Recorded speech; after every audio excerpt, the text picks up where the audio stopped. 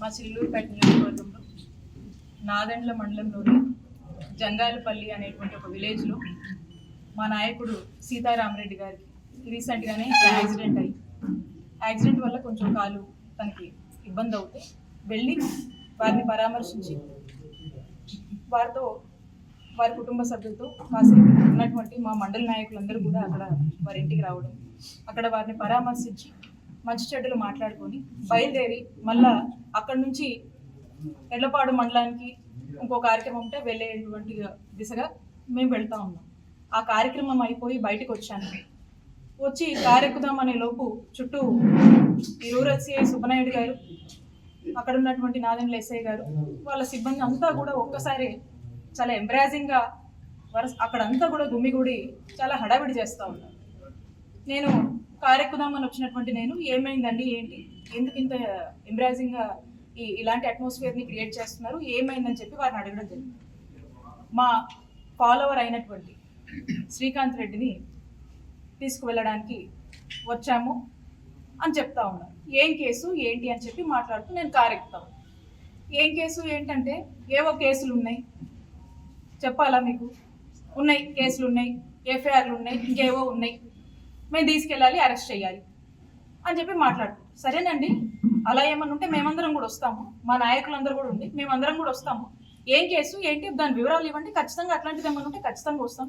మీరు ఇప్పటి వరకు ఎన్ని అరెస్టులు చేయలేదు, చిల్లూరుపేట నియోజకవర్గంలో ఎంతమందిని జైలు పాలు చేయలేదు, మీరు చేసేవి ఎక్కడ కూడా మీరు చేయాల్సినటువంటి ఇల్లీగల్ కేసులు మీరు కట్టారు, మీరు చేయాల్సినటువంటి అరెస్టులు చేశారు, జైలుకి ఇవ్వాల్సినవి మీరు చేస్తూనే ఉన్నారు, మేము కూడా చూస్తూనే ఉన్నాం.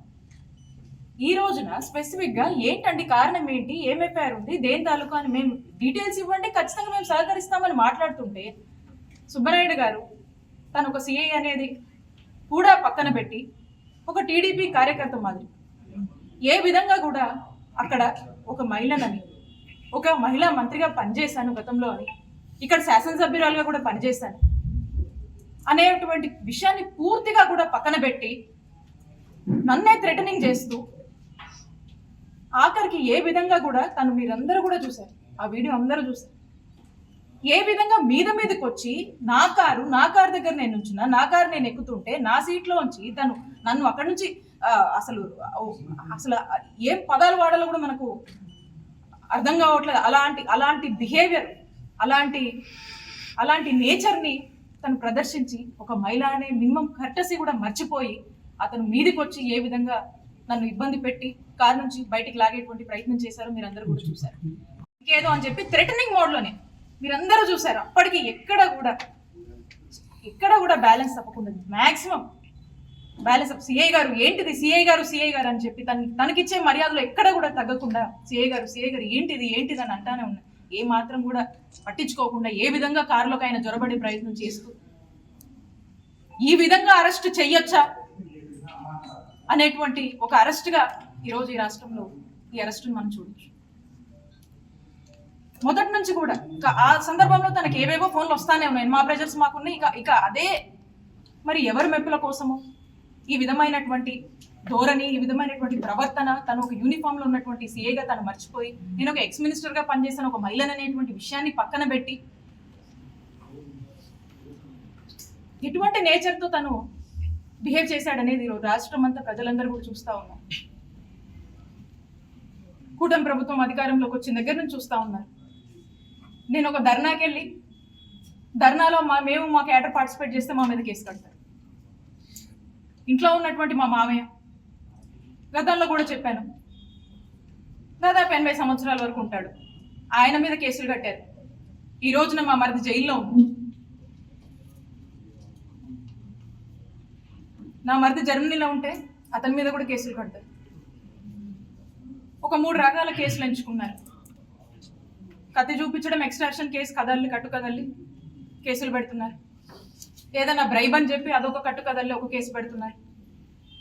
లేదా ఇక ఎవరినో ఏదో అన్నారని జెంట్స్కి అయితే ఒకలాగా, ఇంకొకలాగా ఎస్సీ ఎస్టీ కేసులని, ఇంకోటని రకరకాలుగా కదలల్లి ఈ రకమైనటువంటి కేసులతో ఇక్కడ చిలకలూరుపేటలో వైఎస్ఆర్ కాంగ్రెస్ పార్టీ సంబంధించినటువంటి నన్ను కానీ, మా ఫ్యామిలీ మెంబర్స్ కానీ, ఇక్కడ ఉన్నటువంటి మా ఫాలోవర్స్ అందరినీ కూడా ఏ విధంగా వేధిస్తున్నారు అనే దానికి నిదర్శనమే ఈరోజు ఈ అరెస్ట్ను కూడా మీరు చూడాల్సినటువంటి అవసరం. ఇంత దారుణంగా ఇంత దారుణంగా ఒక అరెస్ట్ చేస్తారనే దానికి ఈరోజు రాష్ట్ర ప్రజలందరూ కూడా చూస్తున్నారు, మీడియా వాళ్ళు కూడా చూస్తూ ఉన్నారు. చాలా మంది ఏంది ఇట్లా చేస్తున్నారని చెప్పేసి, ఏంది ఇట్లా చేస్తున్నారు, మరి ఇంత మితిమీరిపోయారు, ఏంటిది, ఏం ద్రోహం చేసి ఏంటి అసలు మనం చేసిన తప్పేంటి? వైఎస్ఆర్ కాంగ్రెస్ పార్టీని నమ్ముకొని ఉన్నందుక, వైఎస్ఆర్ కాంగ్రెస్ పార్టీని అభిమానిస్తున్నందుక వీళ్ళ మీద కేసు?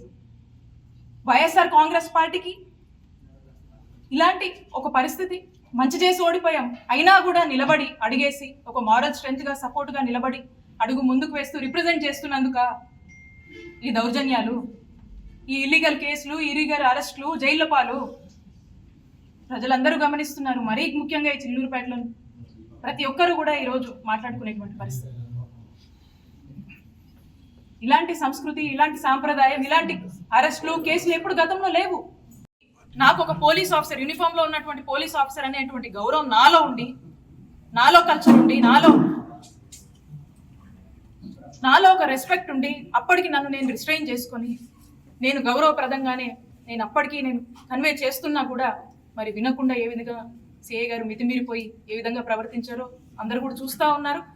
ఖచ్చితంగా రాష్ట్ర ప్రజలు అన్ని గమనిస్తున్నారు, అందరికి కూడా అర్థమవుతా ఉంది. కాబట్టి ఎక్కడా కూడా మీరు ఇవి చేసిన ఇంకా ఇంకా ఇంకా ఇన్ని మీరు ఇబ్బంది పెట్టిన నేను మీకు కనబడొద్దు, ఇక్కడ నేను ఈ నియోజకవర్గంలో తిరగొద్దు, ఇదే మీ కాన్సెప్ట్, ఇదే ఇక్కడ కనబడొద్దు, ఇక్కడ ఉన్నటువంటి వైఎస్ఆర్ కాంగ్రెస్ పార్టీ కార్యకర్తలకు భరోసాని ఇవ్వద్దు, వాళ్ళకు అండగా ఉండొద్దు అనేటువంటి ఒక కుట్రలో భాగంగానే మీరు ఇవన్నీ చేస్తున్నారని స్పష్టంగా అర్థమవుతుంది. అయినప్పటికీ కూడా మేము ధైర్యంగా ఉంటాము.